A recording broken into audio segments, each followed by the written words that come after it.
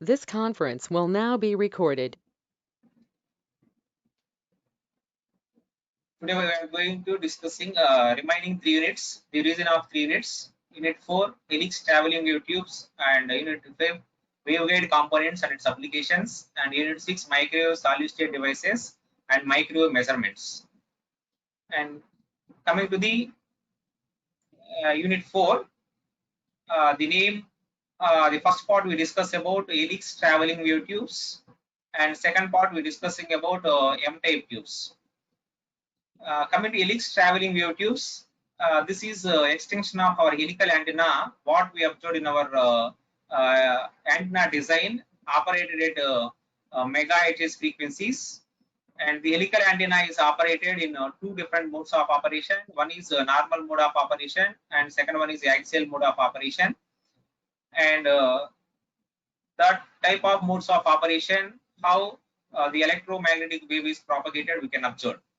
And next, we can use here helix traveling wave tubes, and the structure of helical antenna is same, but this we are using in our traveling wave tubes. And basically, the microwave tubes are classified into two different types.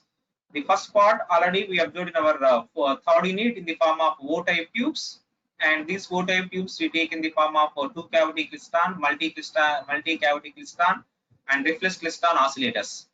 But using of these, some of the drawbacks is there. And next we go for these are operated in another type of tube, and this is taken in the form of M-type tubes. And this M-type tubes are we can observe in our second part of our fourth unit.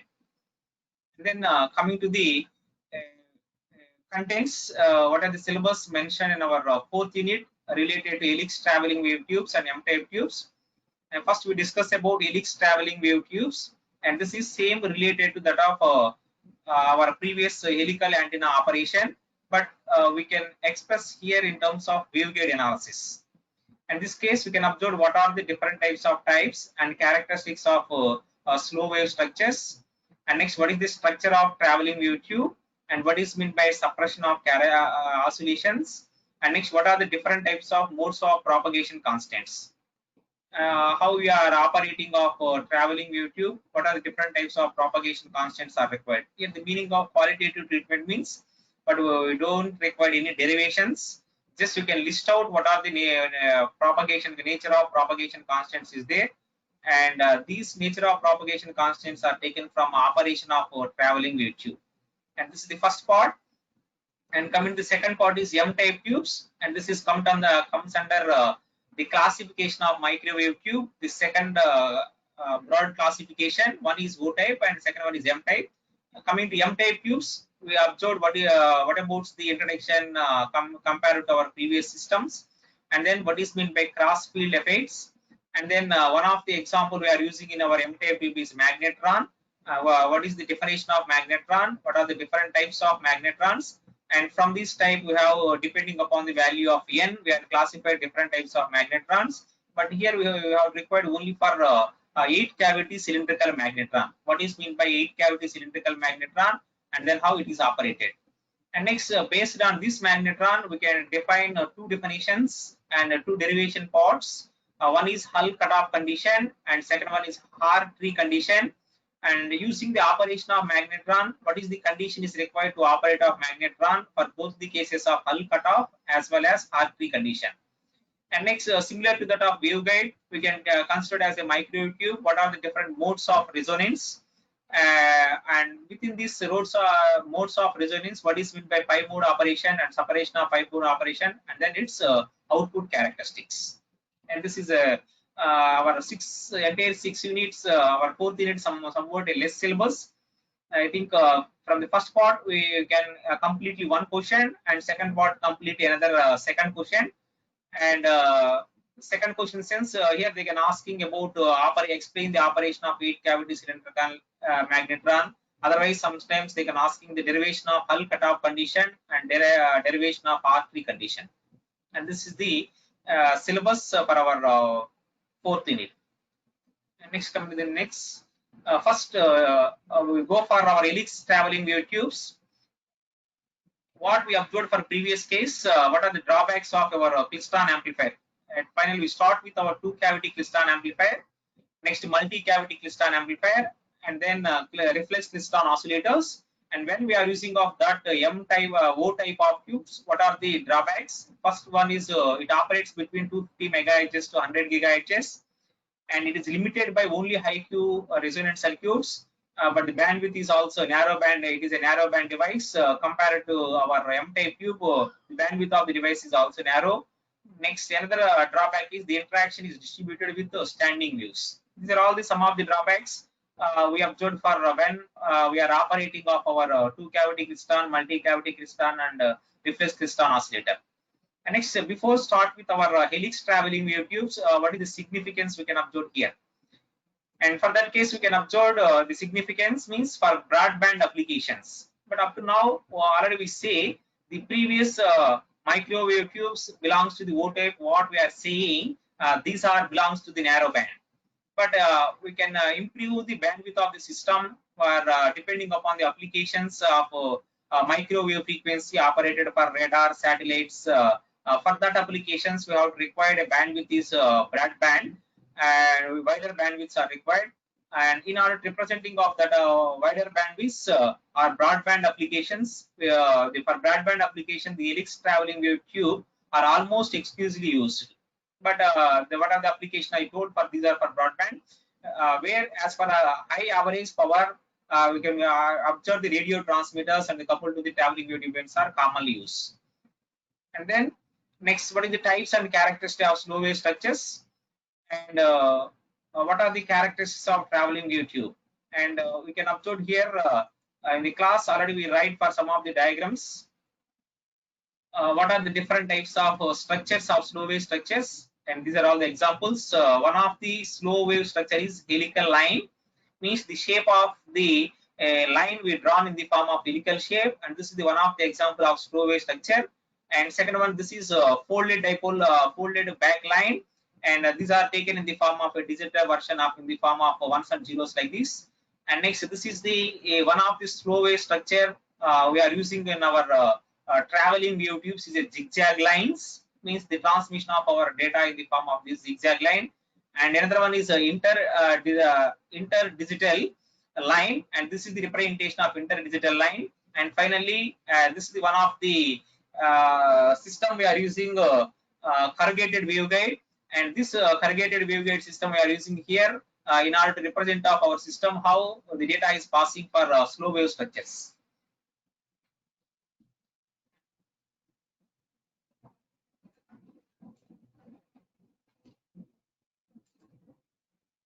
Next, we consider our traveling wave tube. These are all the characteristics we observed previously, some of the example, and I am using of traveling wave tube. What are the characteristics compared to our previous devices? The frequency range is operated 3 GHz and higher. But up to now, the previous devices of two-cavity Klystron, multi-cavity Klystron, these are operated up to 3 GHz. But I want to use for 3 GHz means more than 3 GHz means the application of radar and satellites. And I'm using one of the traveling wave tube, and the bandwidth is compared to our previous devices are the bandwidth is measured in terms of only megahertz frequency. Up to we got a maximum 990 megahertz. But we are using of this one, the bandwidth is about 0.58 gigahertz. And next, efficiency, and the efficiency of the system is taken from 20 to 40%. Next, the power to operate of this device. What is the amount of power is required? Is power required for up to 10 kilowatts of average minimum. We can require up to 10 kilowatts of average power. And the power gain, and compared to our previous systems of what we considered for our M type of tubes, and the power gain is also more, and it is around 60 dB. And we can observe after completing of this entire magnetrons and traveling wave tubes, we can write a one comparison table how we can compare all the microwave devices. And this is the types and characteristics of slow wave structures.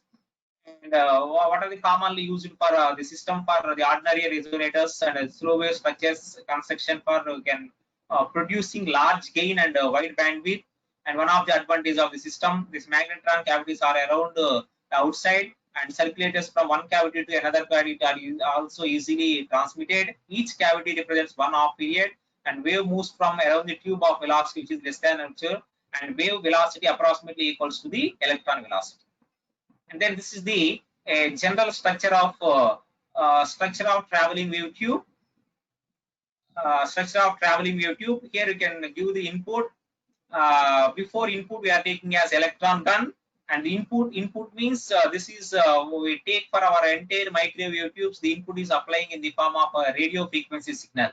A RF signal is applied, and this is helical traveling wave tube. Within the tube we are inserted as a helical structure, and this is the helical structure.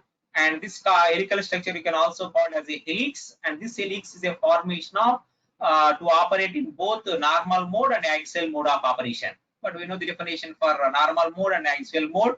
Suppose this is the direction of your helical antenna we are placing. The resultant electric field is perpendicular to the direction. This is called normal mode of operation. When this is the direction of your helical antenna and your resultant electric field is along the axis. Perpendicular means this direction, along the axis means direction, and this is called axial mode of operation. But again, the same operation we can perform in our helical antenna. One is normal mode and axial mode. Normal mode is also called perpendicular. Whatever the direction we are putting as our helix, and the resultant electric field is perpendicular, means this direction. Perpendicular means this direction. This is called normal mode or perpendicular mode of operation. And this is your helical structure, and the resultant electric field after applying the radio frequency signal input in our traveling wave tube, the resultant wave in the whatever the direction of your helical antenna is there, and the resultant electric field is also got along the same direction. This is that you can take in axial mode of operation. And for that case, we find using of number of modes, AR is equal 1 plus 1 by 2n, where n is equal number of modes of operation. Means this is the number of modes, 1, 2, 3, 4. These are all called number of turns of helix, and based on that number of turns of helix we find axial ratio.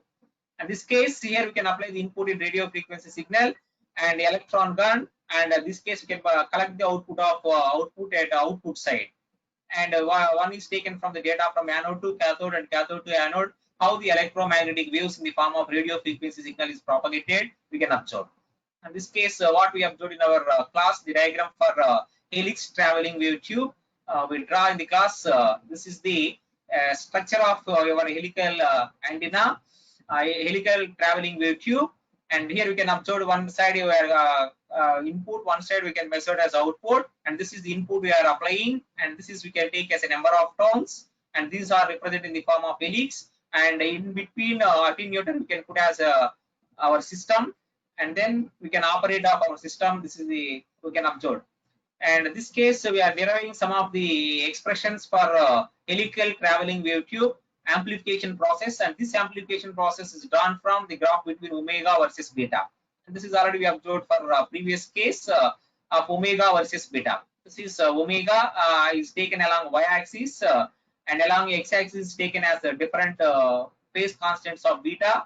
And based on that one, we can deriving the mathematical expression in the class. First, we can take for basic equation of theta 1 angle beta naught into L1, and the transit time to move the electron from cathode to anode or anode to electron, and this transit time is calculated by using T naught is equal to L by V naught. And next, the phase constant, and we know the general relation for phase constant beta is equal to omega by beta. According to our helical structure, the value of omega should be equal to theta 1 plus 2 pi n.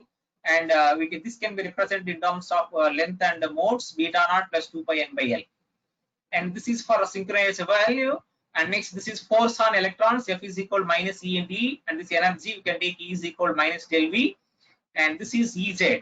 Means our electromagnetic wave of radio frequency signal is propagating along the Z direction. And our radio frequency signal applied for our circuit of what we observed for previous case of helix traveling wave tube. Ez is equal to E1 sine omega t minus beta pz.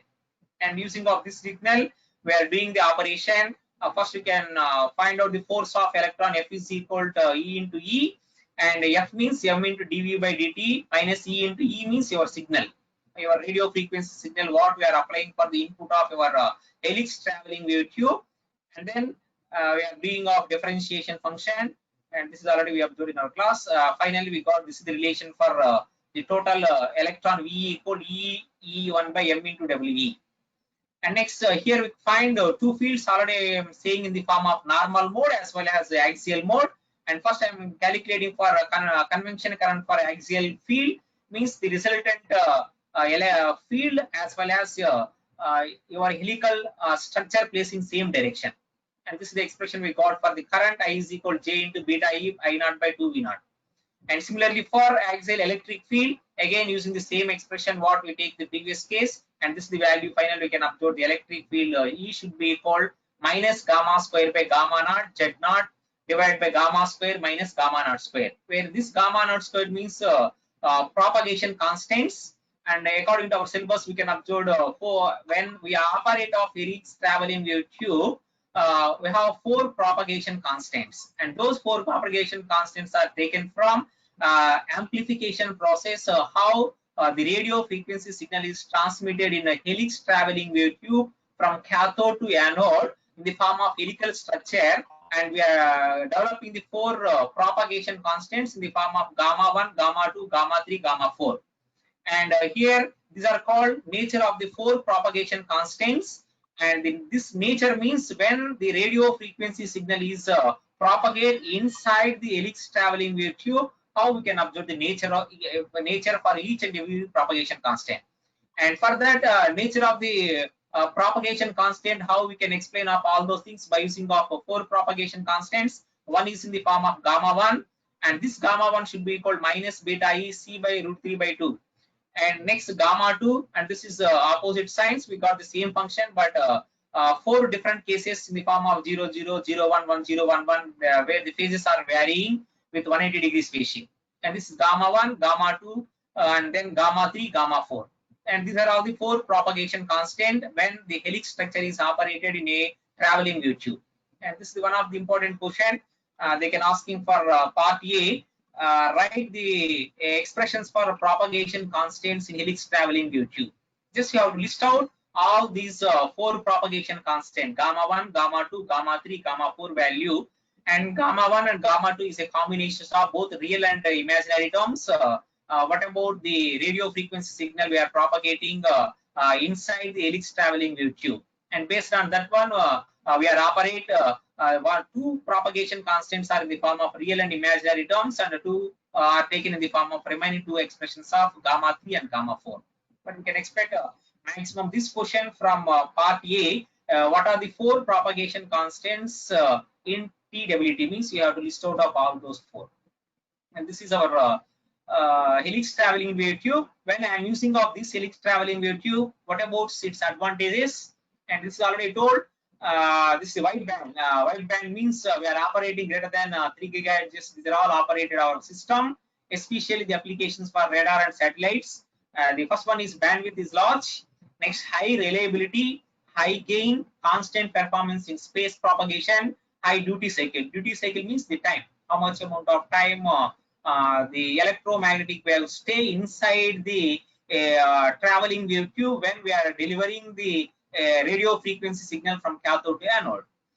And next, coming to the applications, and this is using low noise RF amplifier in broadband and micro oscillators, and the next repeater amplifier in wideband communication links, and it can be used as a traveling wave tube for power output use in communication, and most of the cases we are using of this in the radar systems. And this radar system means we are operated a frequency from 4 to 8 within the frequency range. We are using of our traveling wave tube for the application of FMCW radar, MTA radar. These are all the cases in real-time application where we are using of our traveling wave tubes. The main advantage we are producing more bandwidth, and when more bandwidth means we can transmit the data, large amount of data from our system. Next, magnetrons. This is the second part related to magnetrons, and this is also related to one of the M-type tube. And this magnetron, what is the use of this magnetron? Means it is one of the high power oscillator, but we are using our basic oscillator in electronic devices and circuits or electric circuit analysis. Wien bridge oscillator, RC phase shift oscillator. These are all some of the basic oscillators we are using. But these devices are only using for up to the maximum frequency up to 1 megahertz. Suppose I am taking the same that oscillators, applying the input is radio frequency in the form of gigahertz frequency signal is applying more than 3 gigahertz or more than 1 gigahertz, that oscillators are not performed. Means that the oscillators has not the capability. That's why when the frequencies increases, when the frequency we are using as a microwave frequency, what are the oscillators we have required? For that case, we are using one of the devices, a magnetron, and this magnetron is a high power oscillator, and it is used commonly in radar and microwave application. And then it can use a cathode in center and the anode is around outside. What is the construction structure of this magnetron is the cathode is in center, the anode device is around outside the tube, whatever the magnetron tube is we are using. And then we can take a strong DC magnetic field around the tube and causes of electrons spirally, they move in the form of anode. And it can move from cathode to anode, it can produce a strong DC magnetic field using of magnetrons. And then next coming to the magnetrons, but our industrial application we are using for these types of magnetrons for the applications of our radar systems. And for that case, we are using for one of the type of magnetron is traveling wave magnetron. And this traveling wave magnetron means it depends upon the interaction of the electrons traveling from electromagnetic field inside the velocity, which is called simply a magnetron. And second type is a split anode magnetron. And this split anode magnetron is used for negative resistance between the anode segment. And this is the second type. And third one is cyclotron frequency magnetron, and it operates under the influence of synchronism between an alternating component of electric field and periodic oscillation of electrons in the direction of parallel to the field. And this case, I take an example. This is the simple device of a magnetron, and this magnetron means already we say at the center is magnetic field, and this is the presentation of magnetic field. And around of that entire this magnetron we are producing as electric field.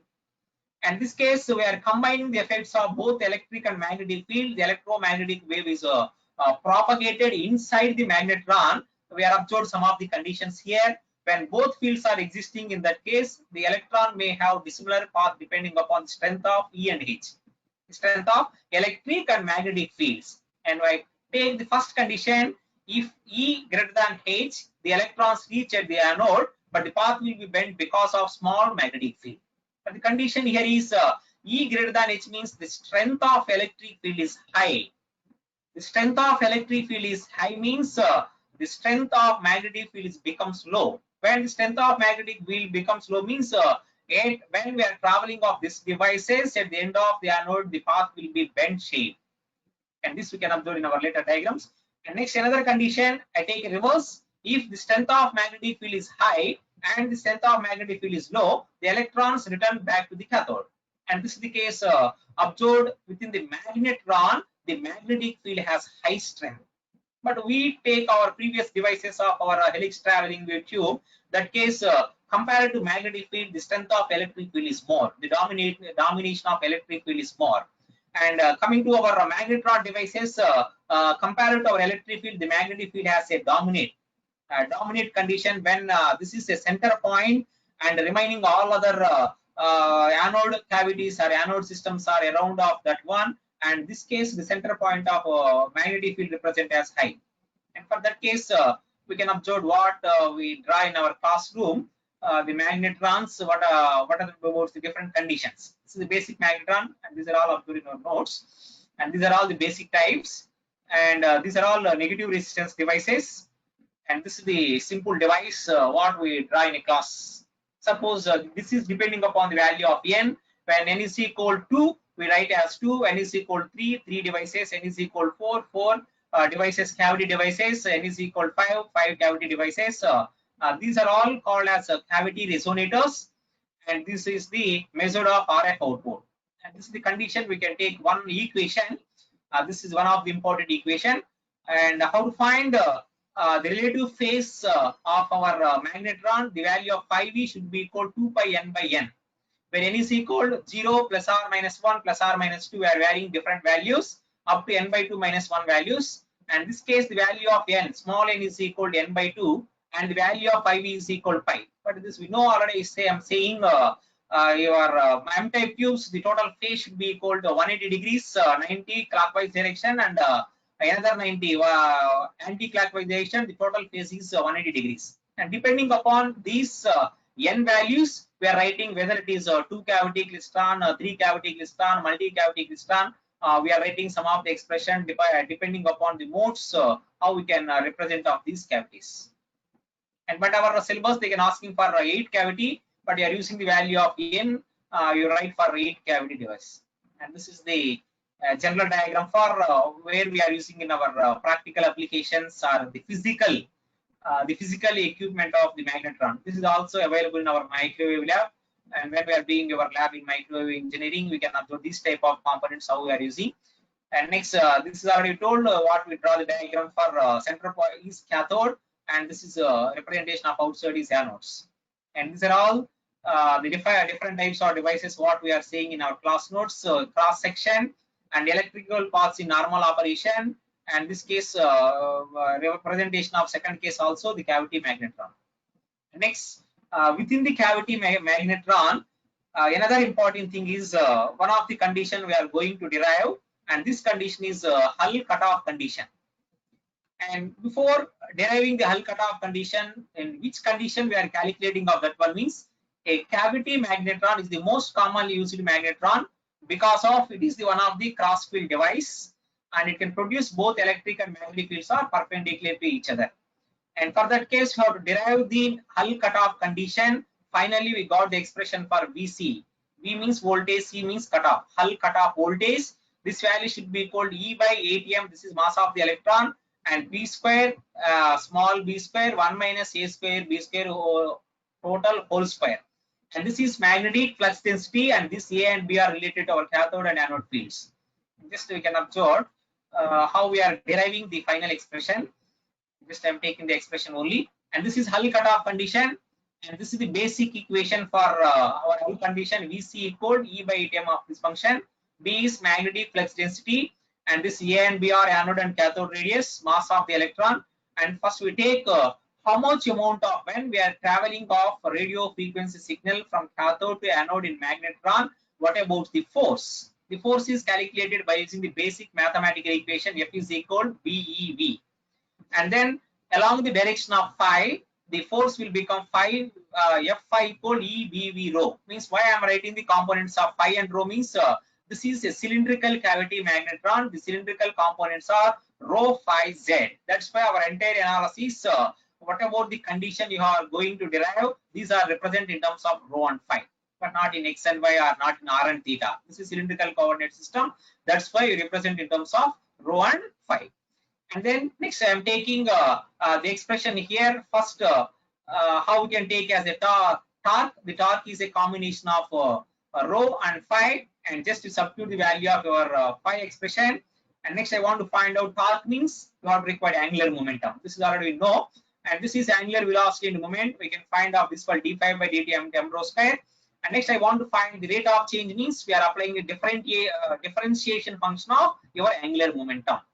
Time rate for angular momentum means d by dt of your function, angular momentum function. And then we are doing the differentiation of this function, and we are doing of differentiation of this one. We can take as m rho square, and applying UV rule, we can expand left hand side and this right hand side same.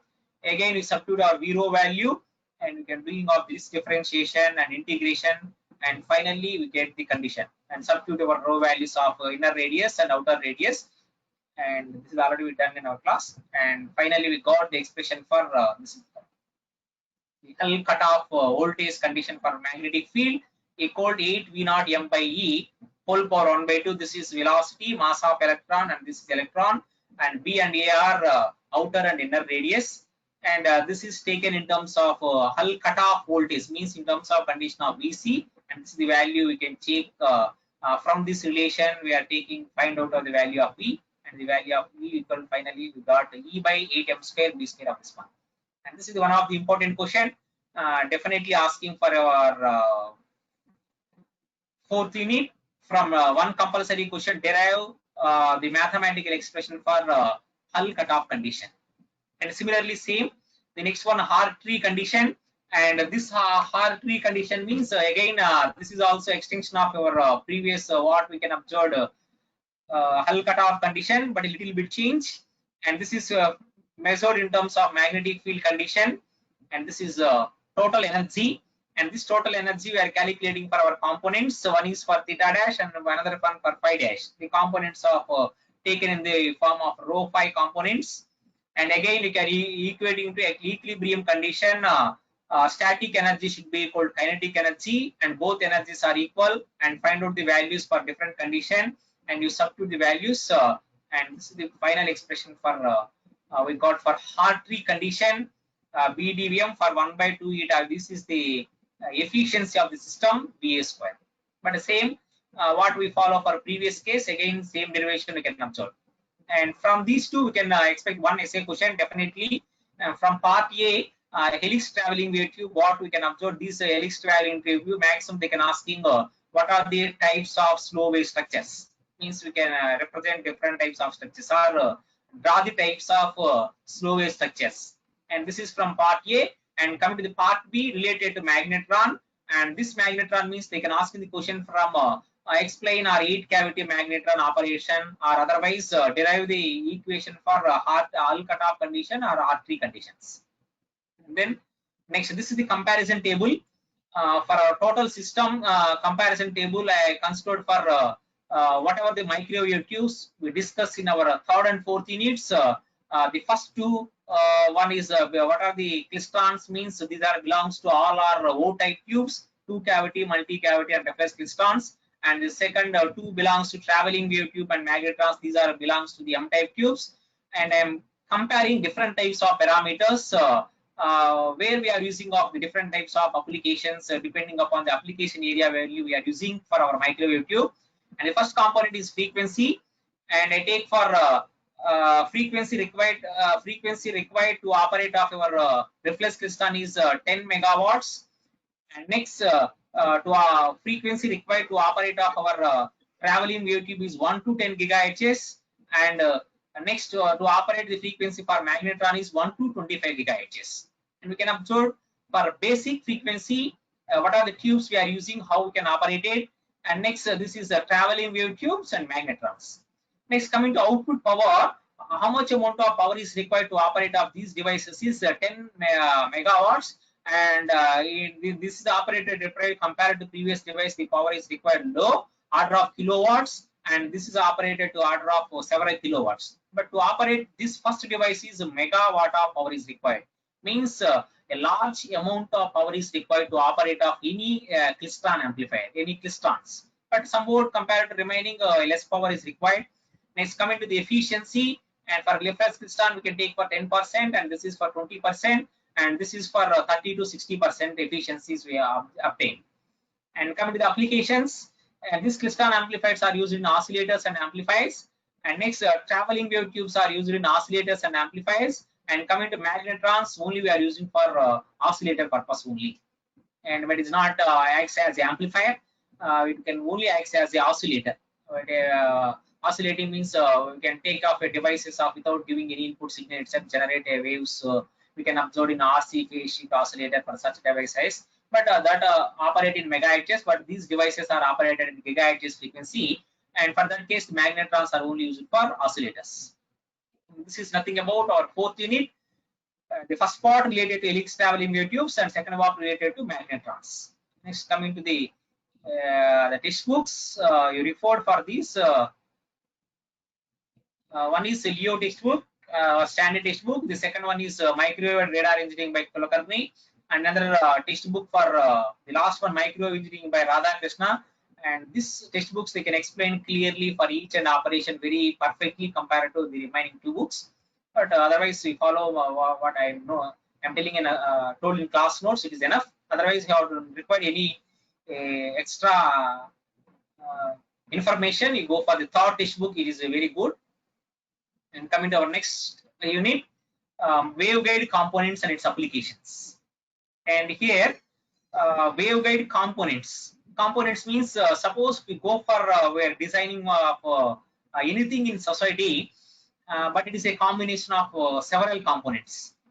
And this case means suppose you have to manufacture anything, and suppose I take a duster and I want to manufacture a duster. I have required for one is wood, and one is in the form of sponge, and then we can adding of those two we can using any other material like that. But it is a combination of number of individual pieces or individual metals, and when we are adding of all those, it will become as a component. It will become as a component. Similarly, I want to go to waveguide components.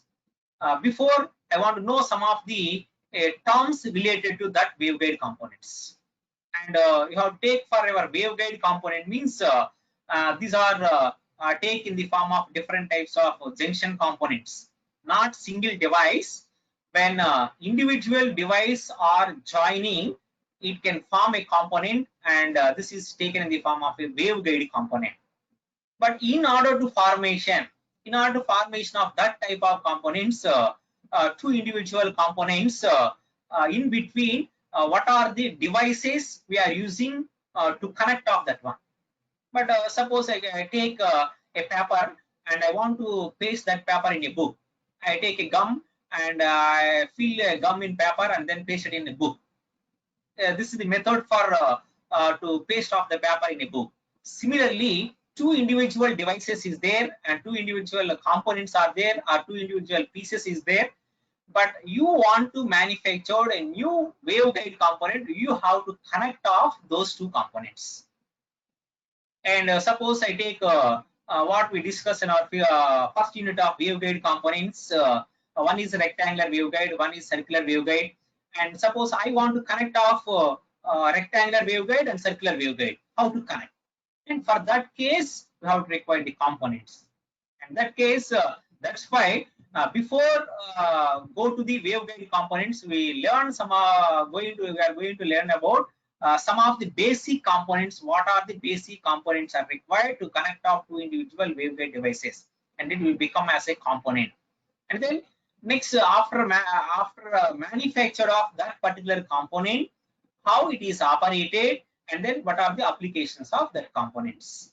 In that case, the first part we are going to discuss about the entire the component, individual component, and second part we are going to discuss what are the adding of the individual devices to form a component and how the components are working and where we are using. And then coming to the first this syllabus is they can given coupling mechanism, probe coupling mechanism, probe, loop. These are all the devices: probe, loop, aperture, discontinuities, waveguide irises, tuning screws, post loads. These are all the individual components. And next we take as another component of waveguide attenuators, waveguide phase shifters, and these entire devices are operated with the help of only S parameters, or we call simply scattering matrix. And what is meant by scattering matrix? What is the significance and formulation we can observe? When we are using of all these, what we learned of this part, these are taken in the form of a components, and that components we call as a waveguide multi-port junctions, waveguide multi-port components, and this is in the form of E plane T, H plane T, and the combination of E and H I am joining. This is called magic T, hybrid T junction. And next, another devices of directional coupler, and the directional coupler is taken in the form of two-hole directional coupler or multi-hole directional coupler. And next, another devices we are taking as based on Faraday's rotation, and this is called ferrite components.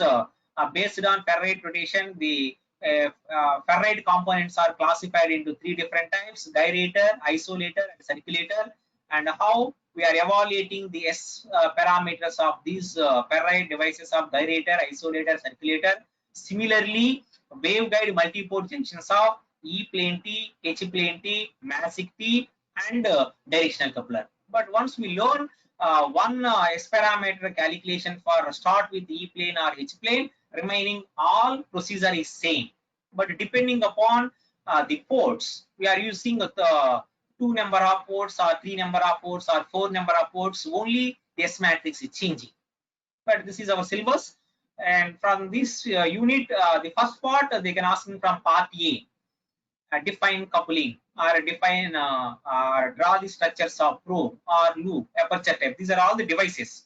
I will show all the components, but they can ask him from your part A, either 3 marks question or 4 marks question, how these devices, you just draw the diagram for these devices, and you observe using of these devices only we can using of construction of these components. And then coming to the function of waveguides, it terminate the wave, split the wave into parts, and switch the power, reduce the power, and it can be used as a simple amount of power, transmit or absorb for fixed frequencies, and it can be used as a transmitter power in only one direction, and shift the phase of the wave and detect the mixer signals. And then these are all the some of the waveguide components and physical components. And the first one is belongs to the rectangular waveguide, and second one is belongs to the waveguide of a coaxial reactor, and the third one is represent for waveguide bend. Suppose this is straight, this is a straight one, and for that case there is no problem. We can take another device and using of some screws. Here we can using screws within the hole. What are the holes is there for all the devices? Within the hole we put as some screws, we are joining. Sometimes this is not in a straight, it is in a curved shape. For such type of cases, how we are connecting of individual devices, we go for waveguide bends. And this is the device of a bend shape, and you take off this device of bend shape, and you take one rectangular waveguide here and another rectangular waveguide here, or other, suppose you take a circular waveguide here, and using our screws, 4 screws, 1 2 3 4, these 4 screws are connected here and these 4 screws are connected here, and then we can test it. But why we are putting as here some kind means this waveguide is operated at microwave frequencies. When we are testing in our antenna laboratory or microwave laboratory, it can produce more radiation. In order to reducing of that radiation problems, we can put as some kind.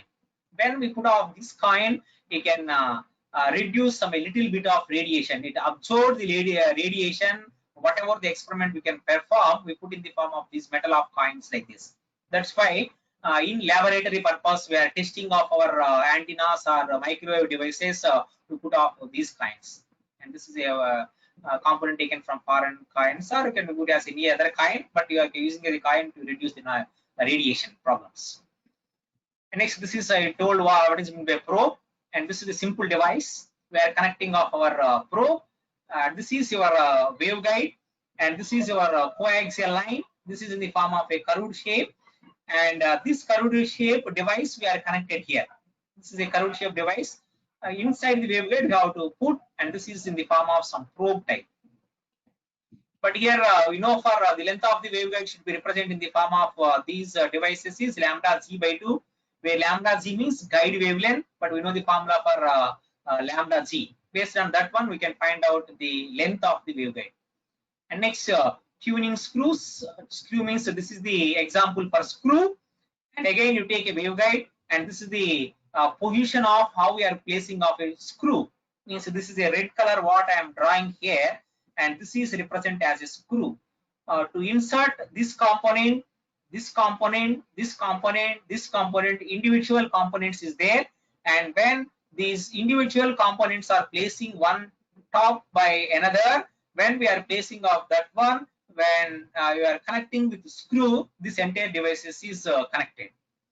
And then this is called waveguide windows, and waveguide windows means we are taking the form of inductive window, capacitive. Inductive means we are using a inductor symbol in the form of connected as a window, and the capacitive window means we are using the capacitor in the form of a rectangular waveguide. We are connecting that device, and this waveguide windows is also called as a waveguide irises. And this I have drawn in our class notes. Show this is the basic window. All are rectangular windows, and this is the construction of our inductive means we are connecting inside. This is a rectangular waveguide. One is taken as length and width in the form of A and B, and the connection of inductive iris means this is the symbol we are using for inductor. We are connecting within the waveguide, and this is the symbol how we are connecting, and this is in the form of parallel. And next we are taking serially the waveguide, and this is will become as capacitor, and this is the capacitive. Next we are taking for both the cases we are connecting of the window like this, and this type of waveguide window become as a parallel resonant circuit. The L and C are connected in a parallel, and this will become parallel resonance window circuit. And next we are connecting off our waveguide like this inside and outside, and this will become as a series connection, and L and C components will become as a series resonant circuits. And these window techniques can be as a filter, waveguide filter, and this is a inductive filter, and this is a capacitive filter, and this is a combination of LC parallel resonant circuit filter, and this is a combination of series LC parallel series resonance circuit. These filtered waveguide windows are used for filtering. Filtering means the noise signal can be eliminated when we are propagating of radio frequency signal of gigahertz signal in any type of component. By using of this filter, we can rectify the noise. And these are belongs to waveguide windows.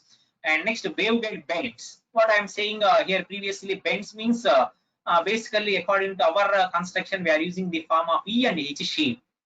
The waveguide is constructed in the form of E shape bend and H shape bend, and this is the physical component of waveguide E bend. Physical component of waveguide E bend, and this is total length, and this length should be taken as lambda G by 2, and this is one side arm, and this is another side arm. This can be arranged in the form of E. That's why this is called E bend. And our original component we are connecting the E shape. And next, and this is called the construction of H shape, and not exactly H, and in the form of H shape. This is one arm of H, and this is another arm of H, and this is center arm. And we connect off length means how much amount of length is taken as. This length will be calculated from lambda G by 2, the guide wavelength by 2. We are calculating of your H bend, how much this is 2 mm, 3 mm, 4 mm. Based on that one, we are connected. And next, coming to the waveguide twist. Suppose this is a straight, there is no problem. Suppose I want to bend my components, we go for a waveguide twist, and this is in the form of a angles, whether it is a 90 degrees twist or 180 degree twist or 360 degree twist, and this can be twist can be bent here by using of this waveguide twist. And this case, coming to the attenuators. Attenuator means what about the signal we are giving? This is propagated as it is. But generally, we are observed most of the practical application for waveguide attenuators are 3 dB attenuation, 6 dB attenuation, 10 dB attenuation.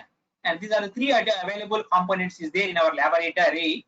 We want to check the attenuation measurement for any waveguide. And for that case, we take from attenuation, the general formula for attenuation is 10 log base 10 of Pi by P naught, and the ratio of input power to the output power. And based on that one, we find out how much amount of attenuation of that particular signal.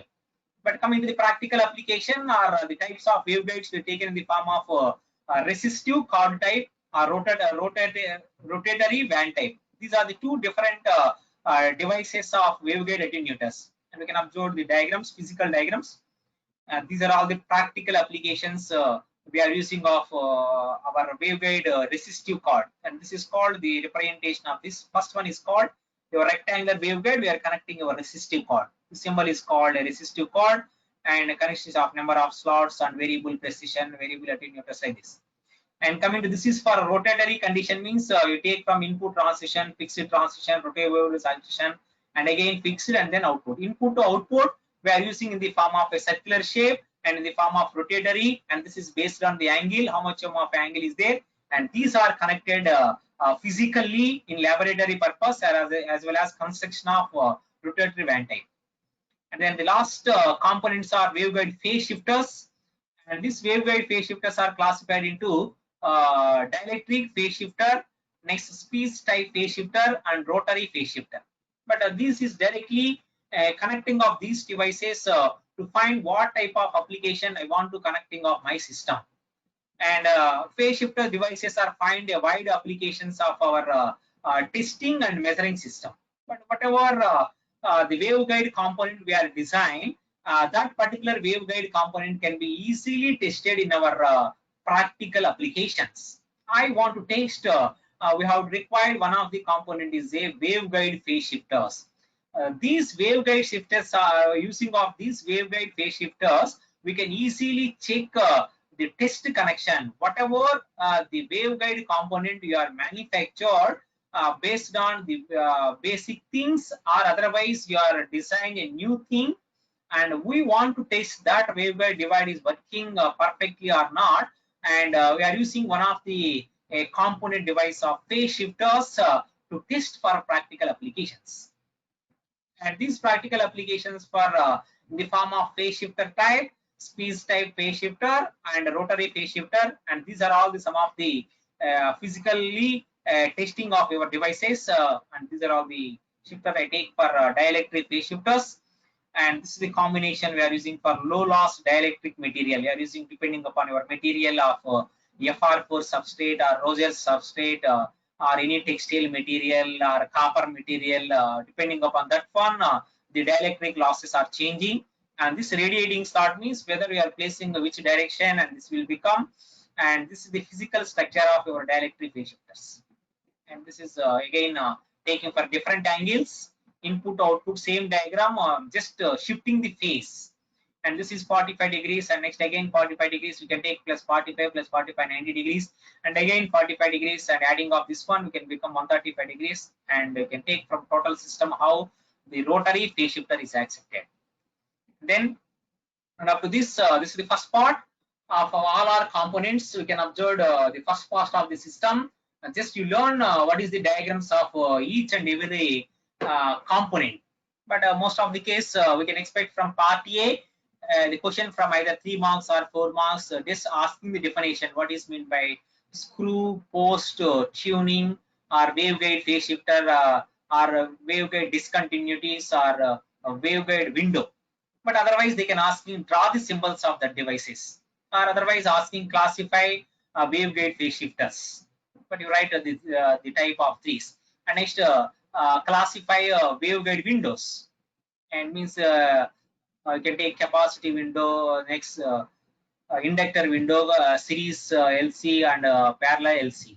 And next coupling. Coupling means I take a one rectangular waveguide, just I am using a symbol of coupling how we are connecting. Next, similarly, screw, post, load, match load means for our entire transmission line purpose, we have to match up our all electromagnetic device, whatever we are propagating in our antenna or waveguide, anything, we have to show 50 ohms transmission line. 50 ohms transmission line. For that purpose, we are using a match loads, and we have to, these are all belongs to the first part, and you have to concentrate only the types, names, and then any definitions, and then draw the structures. But definitely we can asking one question from part A, this part only. There is no essay questions asking, just asking from part A. And coming to the part B, waveguide components. And these waveguide components analysis is done entirely, already mentioned in our syllabus, is S parameters. But S means scattering. And just I am telling 2 minutes why we go for S parameters. But already I am studied in network analysis, or either in our electronic circuit analysis, the analysis of Z parameters, the analysis of admittance parameters in the form of Z parameter analysis, in the form of Y admittance parameter analysis, and H parameters analysis. So for small signal application, small signal amplifier, we are using the analysis of H parameters also. Why? Sir, we have a waveguide components is there, but we want to operate, we want to test off that waveguide components. I'm using this Z, Y, H parameter analysis. Why are you not using? Rather, I say the waveguides analysis are operated only gigahertz frequency. Yet gigahertz frequency, the impedance parameters of Z, admittance parameters of Y, and H parameters cannot be measured.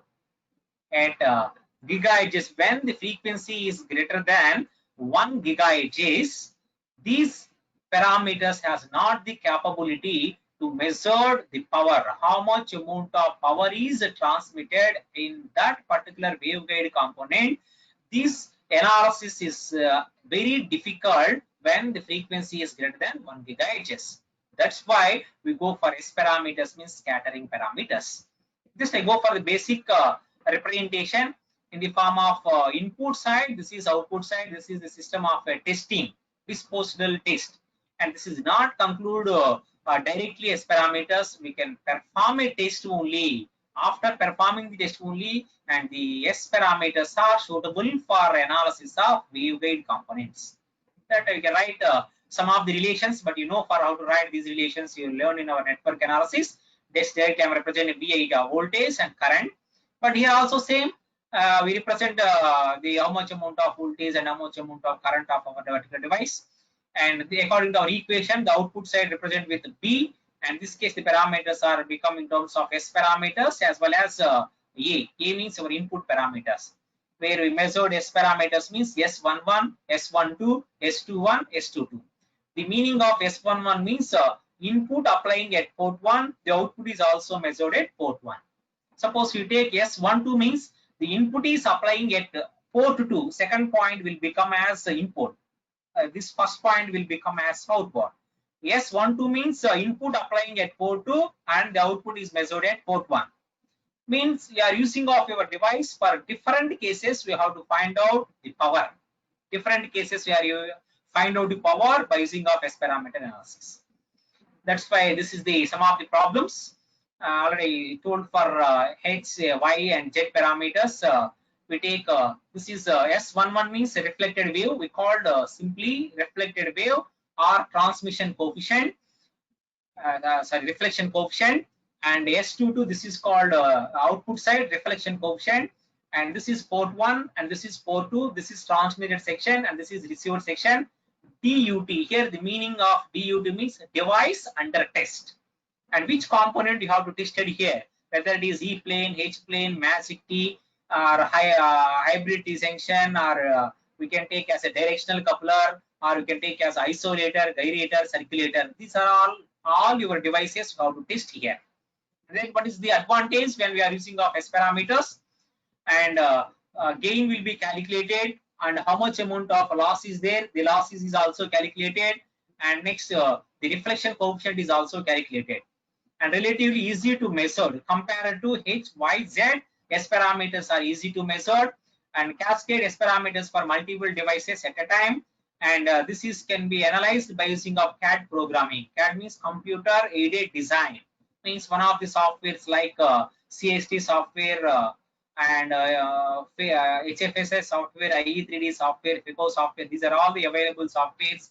These are belongs to the CAD programs, computer aided design programs.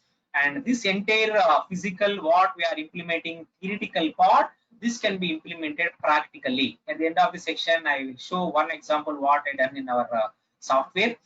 And this flow graph analysis can compute HYZ parameters of S parameters is desired. When we take HYZ, but suppose it is operated even the gigahertz frequency, compared to S parameters, this has a less desired values. That's why we go for S parameters. And next, how we measured what I'm saying physically, the parameters of S11, S21. I'm writing here reflected power at port 1 means output to input. Again, I have also S21, 2 to 1. 2 is taken at here, 1 is taken here. This is general formulas we are measuring. And coming to our second part, the heading is multi-port T junction.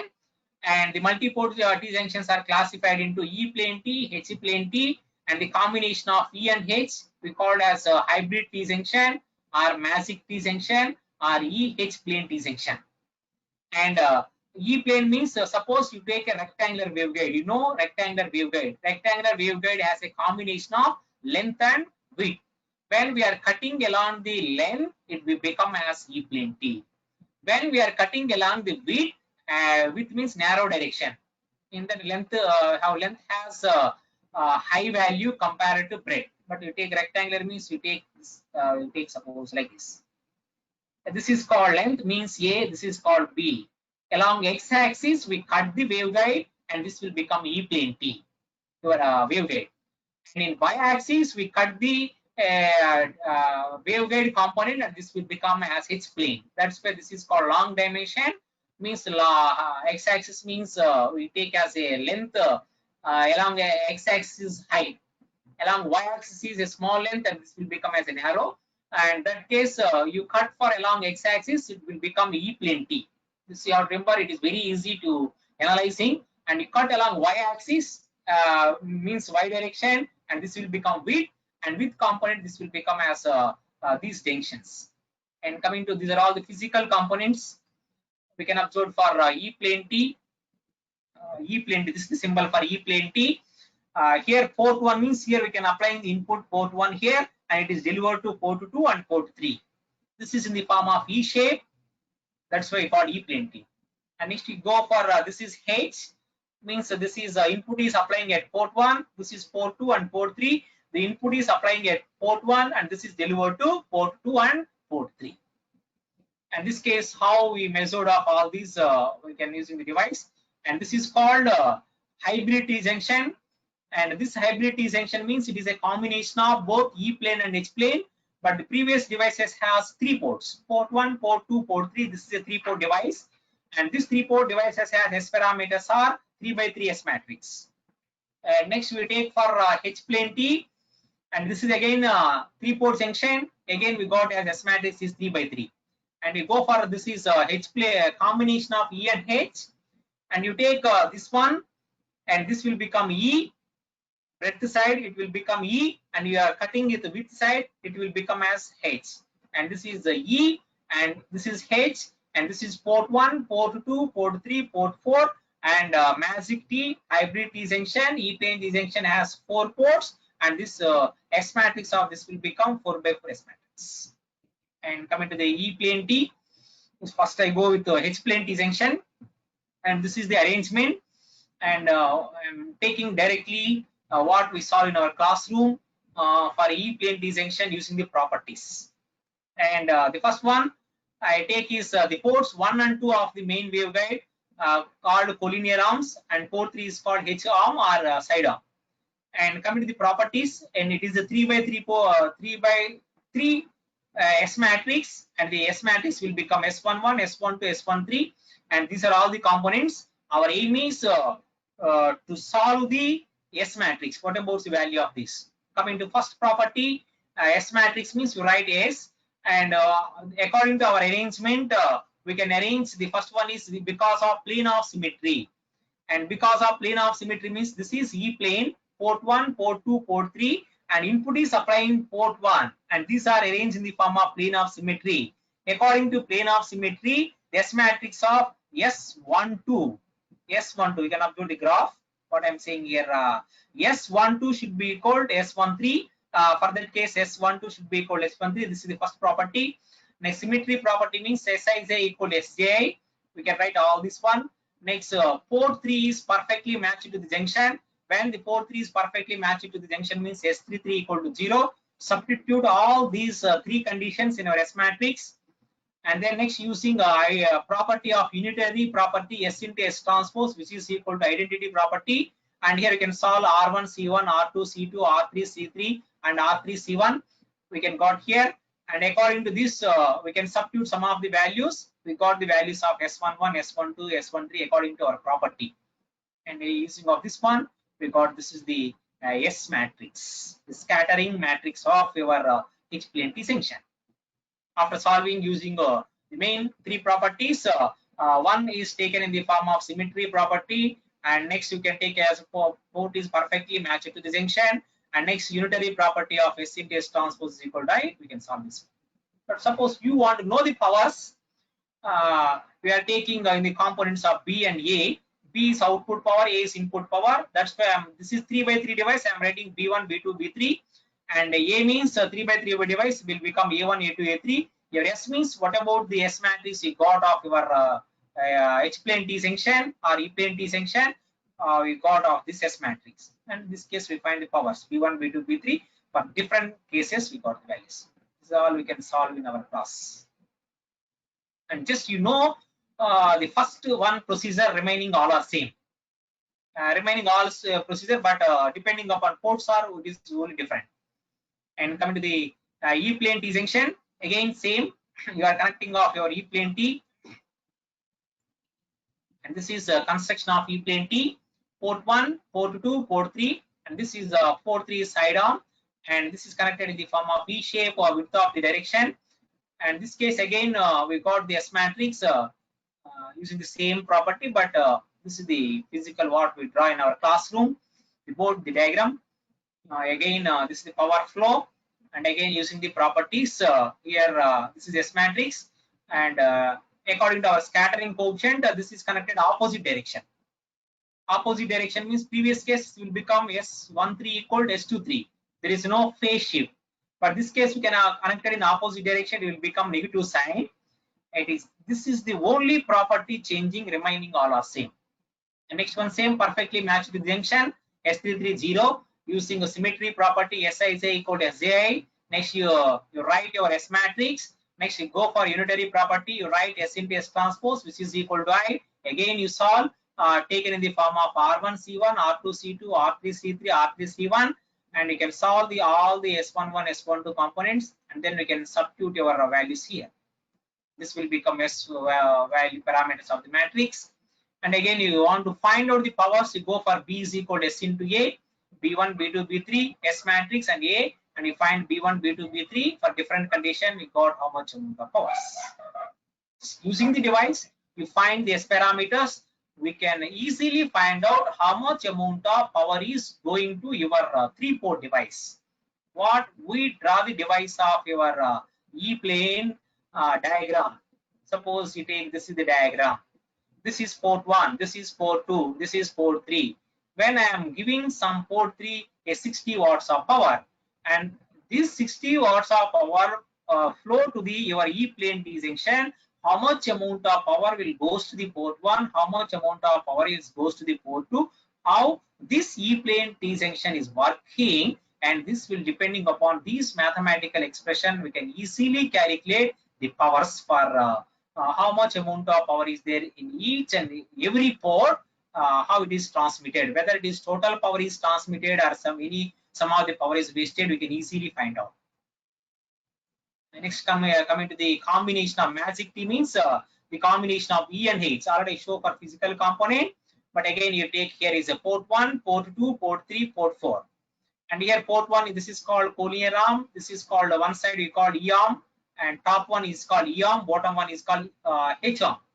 And when we are using of these E and H arms, here this case will become whatever the properties of E arm we are using, whatever the properties of H arm we are using, when we are doing the combination of those two properties, and we can solve this matrix of this magic T. Again, this is the diagram we draw in our class for 4-port EH plane or magic T, how the power is transmitted from different ports. And coming to the S matrix, this is 4-port device means this previous 3-port device only we can observe these 3x3 device. And this is a 4-port device, and we can write as 4x4 S matrix. And again, we can solve. This is a combination of E plane and H plane. This will become E arm, top will become E arm, bottom will become H arm. And in this case, the combination of E and H means you write both the properties for E plane, H plane, and symmetry property. And port here, both ports 3 and 4 are ports. Both 3 and 4 ports are perfectly matched with junction. And again, you substitute all your S parameters. Again, using the unitary property, again you can solve R1 C1, R2 C2, R3 C3, R4 C4. Again, you solve your S matrix in terms of real components and imaginary components, or in terms of we got here is in terms of 0 values and 1/√2 values. And this case, this is the S matrix. Again, you want to find out for each and every device the power. How much amount of power? Suppose I am giving the input at port 1. What about the remaining power goes to port 2, port 3, port 4? And suppose you are giving input at port 3. And what about the remaining power will goes to the remaining ports of 1, 2, and 3? And this can be found out by using of this B1, B2, B3, B4, B1, B2, and you can apply the conditions for different cases. We can find out powers. Just you learn one taking of E plane, again same process for E and H and magic T, and this is also same for a directional coupler also. But we can go for our next one, directional coupler, the next device, directional coupler. And this directional coupler is a 4-port device, and this is the basic diagram of directional coupler. This is already drawn in our class notes, and it has a primary waveguide, secondary waveguide, and primary waveguide means we are connecting port 1 and port 3 is connected, and this secondary waveguide means we are connecting remaining ports of port 2 and port 4. But here port 1, port 3 means here there is no connection between 1 and 3. The value of S, there is no power is delivered from 1 and 3. And the power giving from port 1, it is delivered to only these 2 and 4. And the power is given to port 3, this is only goes to 2 and 4. Again, there is no connection between port 1, but there is no power is transmitted here. And this is a 4-port device, and this is the general diagram for directional coupler. Again, I am writing for port 1, port 2, and this is the practical applications we are using of our directional coupler. When we go for laboratory, this is a 4-port. For practical purpose, we are using only 3-port device, but our theoretical purpose we are using 4-port device. This is called a main waveguide, and this is called auxiliary waveguide, and this is the physical symbol for directional coupler. And this is port 1, this is port 2, this is port 3. But practical application we are using 3 ports, but our theoretical part we are using 4-port devices. And then these are some of the properties. And the important thing, when we go for directional coupler, we are measuring some of the parameters. One is called coupling factor, and the coupling factor means the ratio of input power to the forward power. And what we say for the previous case of our diagram, this diagram, this is called incident power, and this is called forward power, and this is called backward power. These are all the different powers we measured here. In that case, we take for the parameter of coupling factor, means the ratio of input power to the forward power. We measured coupling factor. Next, we go for directivity, and the directivity means the ratio of forward power to the backward power. How much amount of forward power is there in your device, and the ratio of backward power, and this will become the directivity of the system.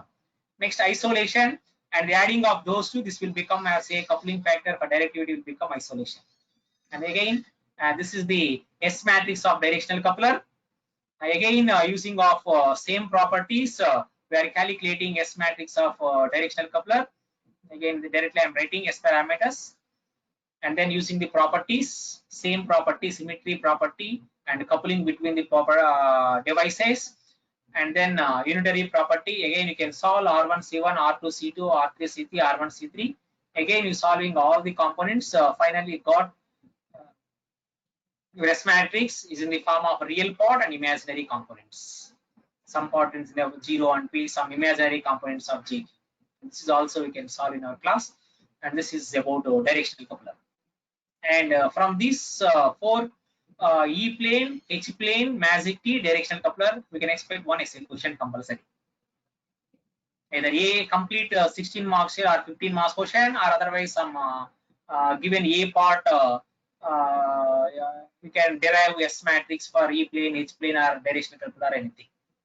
And then come to the last part, we can take, these are the applications of directional coupler: power monitor, reflector monitor, antenna, beam forming, and telephone application, telephone lines. And then in the last part is ferrite components, and this is based on Faraday's rotation principle. It is also same. First one is gyrator, isolator, and circulator, and this is based on Faraday's rotation principle, means how the data will be transmitting from input to output using a ferrite device, using 45 degrees of rotation, and it is a combination of total values of 90 degrees depending upon your device, either gyrator or circulator. And this case, the first one is isolator. Again, same procedure. This is the diagram for block diagram for isolator. It is a 2-port device. Input is applying at port 1. The output is measured at port 2. 2-port device means the S matrix will become S11, S12, S21, S22. And this case we can solve again by using of S matrix, using the properties we got this matrix. And next, duplexer or circulator, and the circulator is a 4-port device. And again, you take for S matrix for all the devices, and finally we can got this circulator device, 4-port device, port 1, port 2, port 3, port 4. Here, this is taken in the form of only clockwise direction. When suppose power is given to port 1 and it goes to port 2 and port 4 only. There is no power is go to port 3. And suppose your input is given to port 3 and it is delivered to only port 4 and port 2 only, remaining port 1 there is no power is passing. And for this case, you can refer the textbooks Samuel Wileo and Microwave and Radar Engineering by Kulkarni. For these derivations, you have required entire my notes is enough. And maximum we can expect the question from part A from waveguide components. and part B we can take from derivations of S matrix for any multi-port disjunction. And coming to our last unit, this is simple. The first part only 3 devices, and second part is microwave measurements. And this one complete block diagram we draw depending upon the parameter we are measuring, only it is changed. Coming to microwave solid state devices, and this is just extension of our electronic devices components of how we are using BZT and FET devices. And these BZT and FET devices are operated at up to maximum 1 megahertz, but these microwave solid state devices are operated greater than gigahertz. In that case, the microwave solid state devices, we are going to describing four diodes. First one is Gunn diode, and second one belongs to the avalanche transit time devices, and these are belongs to impact diode, trap-pad diode, and Barrett diode. And coming to these are the syllabus. And first part is introduction, classification. What is meant by TED means transport electronic devices, and their best example for TED device is Gunn diode. And next, avalanche transit diode means already I told impact, trap-pad diode, and Barrett diodes. In this case, we are going to discuss about only about impact and trap-pad in the syllabus. And next, the second part is description of microwave bench. Means up to now in our first, second units, we are measuring the different types of waveguide parameters. What is meant by guide wavelength? What is meant by phase velocity, group velocity, wave impedance? And these are all measured by using practically by using of microwave measurements. And for the entire thing, one basic block diagram, but we are changing. Suppose I want to measure the power, a little bit change in diagram. I want to measure for attenuation, a little bit change in the diagram, and for frequency, quality factor, phase shift, impedance. But these are also observed in our class. But again, I am showing all the diagrams. And coming to the first one, our basic devices are active and passive devices, and this is BZTs and FETs.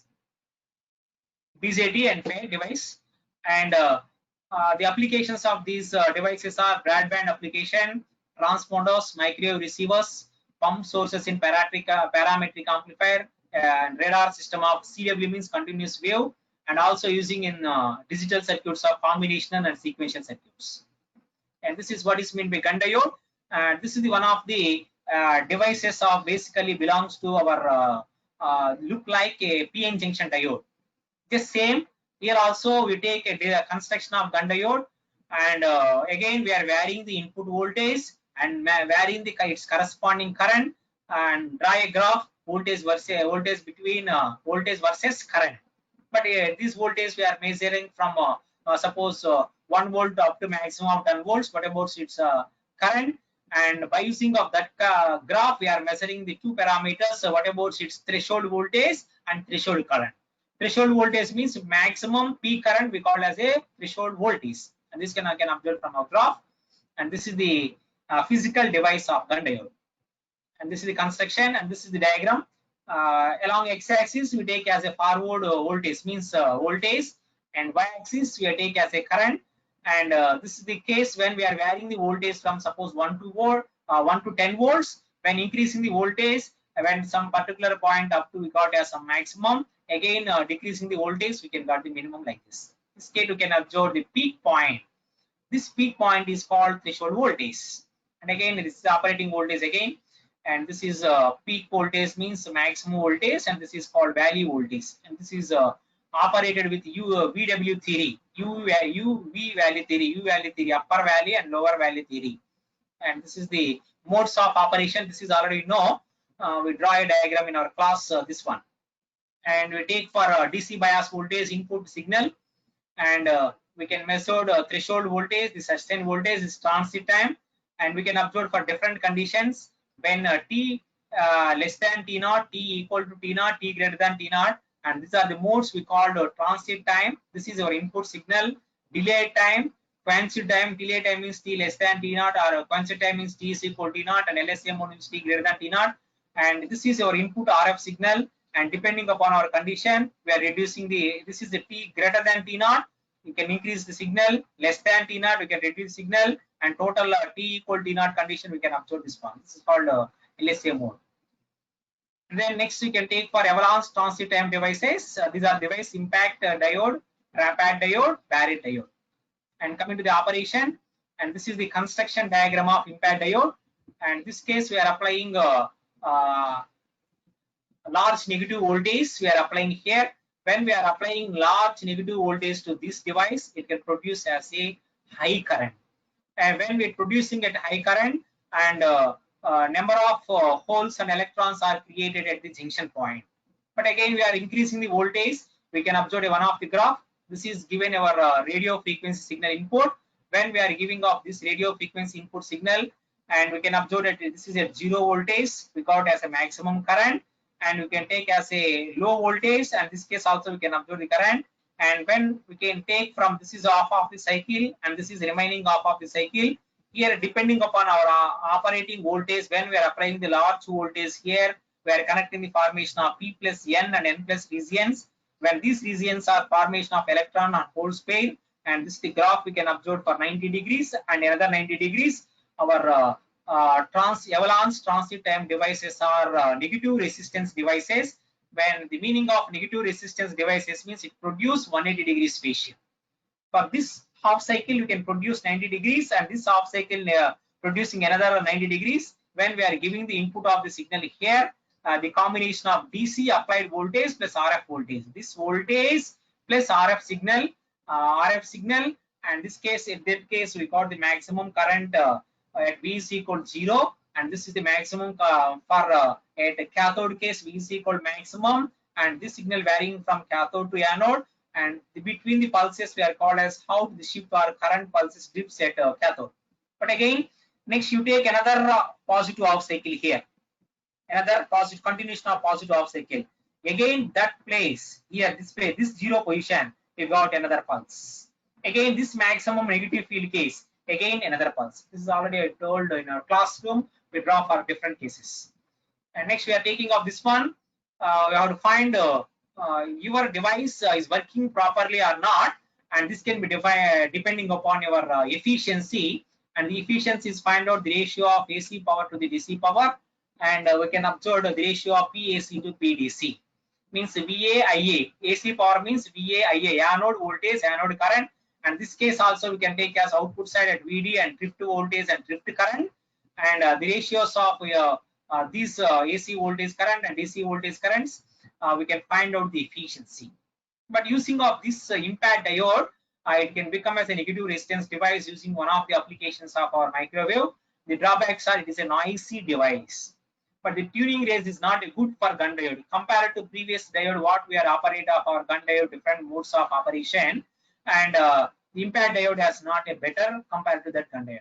That's why before going to the next one, the applications we are using of impact diode in real time: microwave oscillators, microwave generators, microwave output oscillators, local oscillators, and then it has high quality factor of Q impact, and it is in police radar application, low power microwave transmitter, FM telecom transmitter, and CW radar transmitter. But sometimes we can take as high Q required, sometimes we can require low. And the drawbacks of previous impact diode we can explain by using of trapad diode, and this is the construction diagram. We are using for P plus N and N plus region, and the width of the device for N plus region I am taking as 50 micrometers for continuous waves, and 2 and 750 micrometers for low frequency signal generating high peak power. And then similarly for the width of P plus region is taken from 2.5 to 7.5 micrometer. But you want to design of that diode, we are mentioning the width. What about the width of your P plus region is required, N plus region is required. Again, you take for your N type component, the width represent from 2.5 to 12.5 micrometer depression region. When the input applying for that device of the device in the form of square wave current drive, and this case we can observe the different charging, discharging, and plasma frequency like that. But depending upon your input, what about the construction we are taking the form of this device operated from high peak power device usually plus N plus P, P plus region, or P plus N, N plus structure with N type depression region varying from the width is 2.5 to 12.5 micrometer. When we are operating of this device continuously, we are giving the input in the form of square wave, we got the operation of circuit. And this is the graph we drawn between the time versus voltage of and currents. When we are taking a small amount of electrons we are generated here, and the output charging from A to B. And this is a charging path we are taking from A to B. Next, again, we are decrease the voltage, it become as a discharging path from B to C. But I can write here clearly, A means the voltage at point A is not adequate for fault breakdown happen. Next, A to B means the electric field rises. When we are applying the voltage, a square wave input signal we are applying for from anode side or cathode side, it will become as a charge. And we can take from C, and this will become as a C case is charging for avalanche from continuum to plasma region. This is called plasma region. And D, the point is called reduction point, and again reducing, and we can observe this A to B charging, and this is called discharging. B to C is plasma region, and again you can frame up to C to D. This is depending upon your continuous wave voltage applied to the circuit of trap and diode. And then again you can go for D, the voltage reduction at point. Next, E means at point E the plasma is removed. When the plasma is removed, it means the minority carriers at the junction is removed. Whenever the minority carriers at the junction is removed, means we are producing the high voltage. Whenever the high voltage is producing, again it is increases, and again increase from E to F, and F is again taken from generated internally, and F to G again charging like a capacitor. And this is the graph we can observe from A to B, B to C, C to D, D to E, E to F, and F to G. Again, after the G, where within this time constant we can got as almost the constant current. But this is depending upon how the input we are applying here, the square wave current drive circuit, depending upon this section. This is the first part, and then coming to this is the mathematical equations developing for trap and diode. How to find the avalanche voltage, and then how to find the transit time here, the time we can find for trap and diode. Coming to the last one, the last part, description of microwave bench, and this is the total diagram of description of microwave bench. But you take in our syllabus we are explaining the parameters of quality factor, impedance, frequency. Next we can take power. For all the cases, block diagram is same, but need not by heart all the diagrams, remaining diagrams. Just you go for whatever the diagrams, basic diagram is there, and only we are changing a little bit modification in the diagram only. I can complete this in 10 minutes. The first block is Klystron power supply, Klystron mount tube, isolator, variable attenuator, frequency meter, slotted section, and then termination. This side we take as a load, we terminate with load, and then VSWR meter. And the first device is Klystron tube or Klystron mount, and this is power supply, means we are applying the power from here, Klystron power supply. And next, Klystron mount tube means the input coming from Klystron power supply is taken from Klystron mount tube. But here we are applying in the form of a beam current of 20 milliamperes, and this is taken from what about the reflex Klystron I considered in our third unit, the operation of reflex Klystron oscillator, and I take a device in physically in laboratory, and I am on that device. I am putting a beam current of 20 milliamperes. I am generating a square wave. You want to find out any microwave parameter. This is the first step. We have to generate a beam current of 20 milliamperes.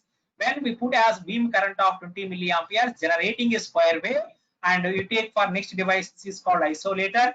And what about the input we are getting here? This is as it is transmitted isolator. Next, variable attenuator, and this can be attenuated by using of variable attenuator, and frequency meter. And what is the use of frequency meter here? Means generally the frequency is measured in our labs is using analog CRO or digital CRO. But what about the maximum frequency of analog CRO or digital CRO? We are measuring the frequency is maximum 20 megahertz. You can upload in our lab itself wrote this maximum value is 20 megahertz. But you go for digital CROs, we can take as maximum 30 megahertz. But more than 30 megahertz, we are not measuring the frequency. But in our microwave lab, we have one of the available devices. They are called a frequency meter. This is in the form of some round shape. By using of that frequency meter, we can measure any microwave frequency up to the maximum value of 1000 gigahertz. That's why we are using of our frequency meter here. And next, slotted section. And this slotted section, for this slotted section only, we have to connect off your component. Up to these, all the blocks are same for measurement of any waveguide component. What we are going to discuss in our next topics of power measurement, impedance measurement, attenuation measurement, VSWR measurement. For all the cases, block diagram up to frequency meter, up to slotted section is same. Only change after the slotted section and this one. But this is for load means, suppose you want to find out for E plane T, you have to connect E plane T, what I show the physical component, they are connected here. Suppose I want to measure for directional coupler, the measurement of directional coupler. We are connecting measurement of directional coupler component is after the slotted section. And coming to here, VSWR means this is the display. This the measurement of VSWR, the measurement of powers, these are all measured in VSWR meter. In our lab, we have one of the component VSWR meter is there, and that VSWR meter reading we can measure. And sometimes we are connecting our CRO here to display the output, but we are not measuring any values from the CRO, any frequencies from the CRO. Just we have to see. We have to see the screen, the square wave, sine wave, or any wave. We have to screen. We want to show observe that wave. What is the signal is there? We can display. Replace VSWR meter. We are connect to CRO. But we want to measure for VSWR attenuation, any powers, we are connecting VSWR. Just you know the basic diagram, this block diagram, remaining block diagrams all are same. But measuring the component is different. And I go with the first parameter, measurement of power. Measurement of power means the power we are measured here by using low power measurement. But we have low power measurements is there, high power measurements is there. But I call it our syllabus here. We can measure only for low power measurement, and the low power measurement is measured with the help of the parameter is called bolometric method, and the device we call as a bolometric technique. And this is the diagram we are using for how to measure power by using bolometric method, and we can observe in our class the operation of the circuit. And this is R5 is a variable. Here we can connect a bridge circuit in the form of R1, R2, R3, R4. And here the input is applying for R4. The input means our entire microwave devices, microwave power we are applying. Means gigahertz frequency is applying. And this is a galvanometer. And this galvanometer works on basing on balancing condition. Whether it is taken R1, R2 same or R4, R3 same, depending upon our condition, balancing condition. And this is a variable resistor. And we can take this is a sensitive devices of R6. Based on balancing condition with the help of voltage, we are operating of our device and measuring the power at low power. And next, coming to measurement of frequency. And we know the frequency means microwave frequency. And the measuring of microwave frequency, the block diagram we are using for low frequency measurement. And the output of the low frequency measurement is measured with FC, the carrier cutoff frequency. And this is given to harmonic generator, but you know for harmonics, we know the meaning of harmonic generator also. We're studying in analog communication as well as electronic circuit analysis. What is meant by harmonics and harmonic generator? But I am using n number of harmonics. They are generated here, and this will become NFC. And I'm using a mixer circuit, and the input of mixer circuit, one coming from harmonic generator, one coming from unwanted frequency. And the output of this mixer will become Fi is equal to N into Fc, where N means the number of harmonics we are depending. Let's get how to find the frequency measurement. And this is a free space wavelength. Lambda C means cutoff wavelength, but we know the relationship between free space wavelength, cutoff wavelength, and guide wavelength. We learned in our first unit waveguide parameters. Lambda C equal to A. We considered as a rectangular waveguide. The rectangular waveguide is operated in a dominant mode. When dominant mode means rectangular waveguide, the dominant mode is TE10 mode. When operated with TE10 mode means we substitute the lambda C equal to AB by square root of M square B square plus N square A square. When we are substituting M is equal to 1 and N is equal to 0, we got lambda C equal to A. 2 means the broader direction. What about the waveguide component? Here we take for rectangular waveguide. And that physical component, how much amount of A means the breadth is there, and this suppose 2.5 means your lambda c will become 2 into 2.5 means 5 centimeter. The cutoff wavelength of your waveguide is 2.5 centimeters. And next another parameter is lambda g means guide wavelength. This is calculated from the distance between D2 minus D1. How to find this D2 minus D1 means using of slotted section, and we can display a wave, and this wave is a square wave. And when we are varying of slotted section, one case we are getting maximum signal, one case we are getting as minimum signal. The maximum signal will be noted with D2, minimum signal will be noted with D1, and take a difference between those two, we got LZ. But you know LC, cutoff wavelength, and LZ to find free space wavelength means our aim, measurement of frequency using the formula of 1 by lambda naught square. We are measuring of this. This is simple measurement. Next, attenuation, but you know the formula for attenuation, the ratio of P into P output. And input power, output power, again this is the block diagram, and we can draw this one in a class also. The attenuation is measured by using a power ratio method and RF substitution method, but I go with power ratio method. All the first blocks are same, Klystron tube, Klystron mount tube. Next, attenuator, frequency meter, slotted line, termination. Termination means here load, matched load, but only change is here.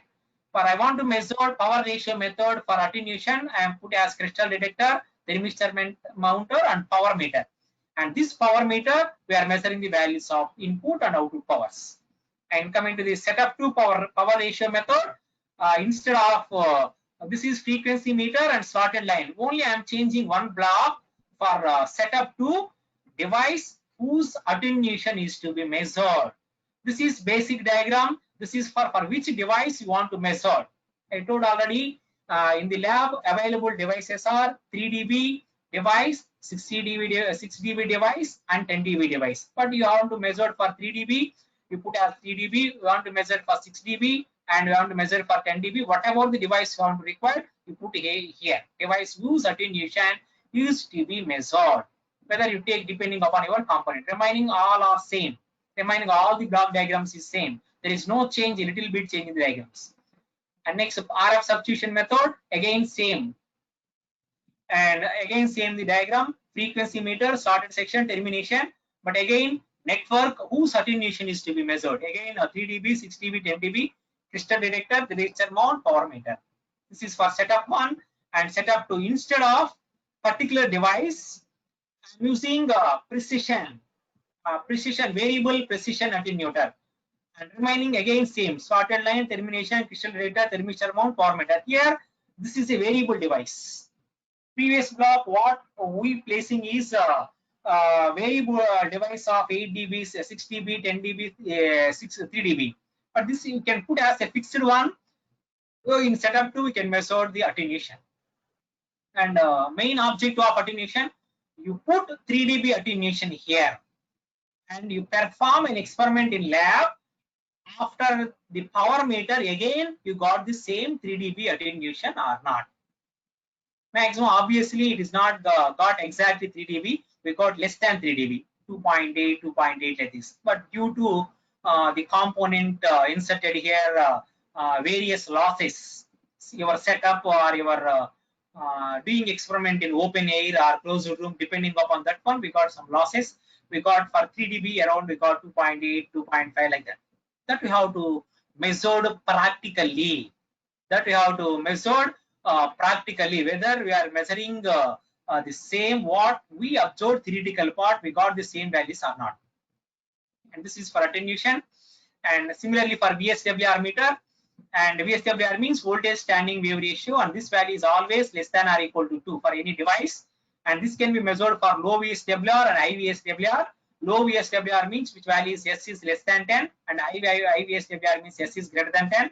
And this is the general formula for SWR, V maximum by V minimum, and this is 1 plus rho by 1 minus rho. And reflection, rho means reflection coefficient, the ratio of reflected power to the incident power. In this case, this is the graph we are measuring for VSWR. And we can observe VSWR, the formula is lambda g by pi into d2 minus d1. This lambda g is already calculated for a previous frequency measurement. D2 minus d1 is also measured for previous case. And lambda g means guide wavelength. The formula for guide wavelength is the ratio of lambda naught by square root of 1 minus lambda naught by lambda c whole square, where lambda naught equals c by f. Whatever the frequency, you have to find out that frequency are calculated here. And I take an example. I draw a graph for VSWR. This is Vmax and V minimum. This is the distances, different distances. D1 for D2, you are doing our experiment. Where you got maximum, where you got is minimum, and the ratio of the difference between those two in terms of our parameters. Here you take what is the value of D1. Suppose it is 3.8. Suppose D2, it is taken as 5.8. And your maximum voltage is suppose 3 volts. And minimum voltage is 1 volt. And you note down all the values and substitute our VSWR parameter, we find VSWR. Next, measurement of impedance. And this impedance will be measured by using of two different steps. One is using slotted line and using cutting load. And this is again same block diagram. We are using for measurement, slotted line, crystal detector, power meter. Again, here you can measure for impedance.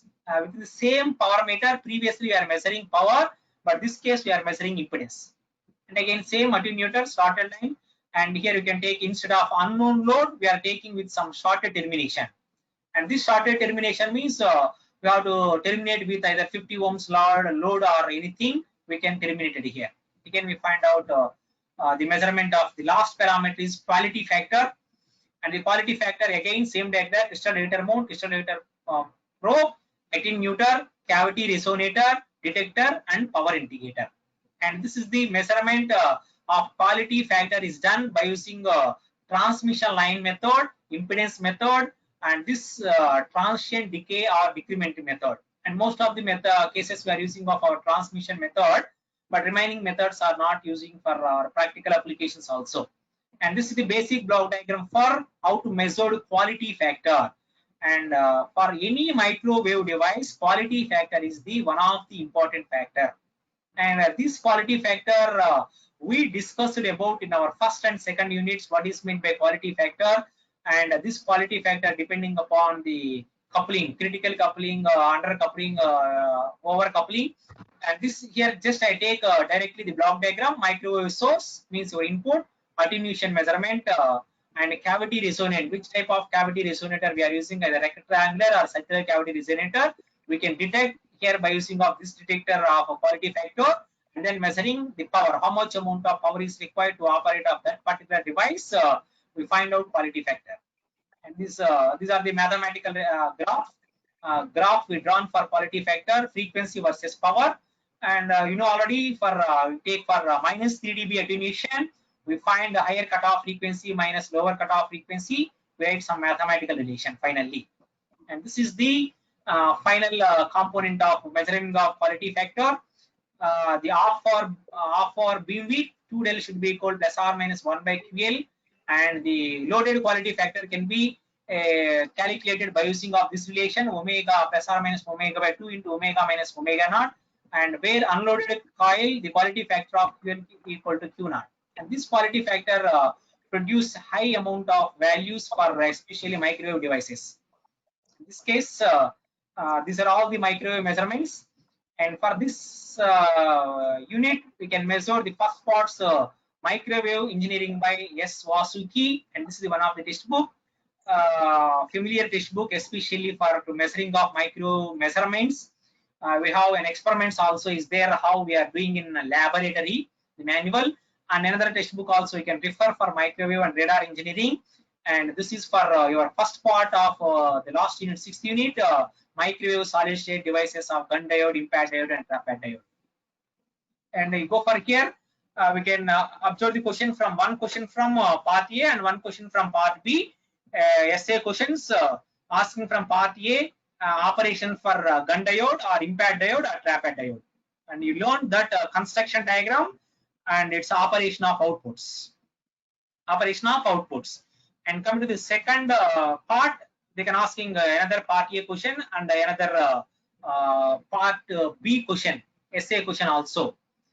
And essay question related to measurement of any waveguide parameter, whether it is quality factor, impedance, frequency, or we can take attenuation like that. Maximum they can asking, we observed in our class also, the questions related to maximum, they can asking for essay question, VSWR and impedance measurement. And those two are asking so many times, but you have to concentrate on that two concepts. Otherwise, you learn from the basic block diagram, but only a little bit change in each and every block diagram. What about the microwave component, waveguide component we are measuring? That component only a change, remaining all are same. It is not difficult, but you have to go for this second part. Learn basic diagram, we can remaining all are same. You have to got any doubt, go to these textbooks. So you have to know the better explanation you have to require. Otherwise, whatever material I am providing in our class notes, this is enough. And this is the last 3 units. We can observe the maximum. These are combination of theoretical part. There is no mathematical background for the last 3 units. And you have to easily pass to prefer for you who are felt difficulty. This subject is difficult to pass all our mathematical equation. The first 3 units only mathematical background, mathematical equations are required, but last 3 units maximum operations. You have to more concentration on circuit diagram, how to connect, and then operation, how to draw the sketches. But the last unit of the part only have to concentrate on block diagrams. Once you learn one basic block diagram for microwave bench setup, it is very easy. But you have any doubts regarding to these topics, you have to mail to me. Otherwise, you have required any material, soft copy material required, what we discussed in class, and problems related to problems or related to theoretical part. You have required any PDF files or soft copy, or to mail to me. I will, who require that material, I will send that material. Okay, thank you to all.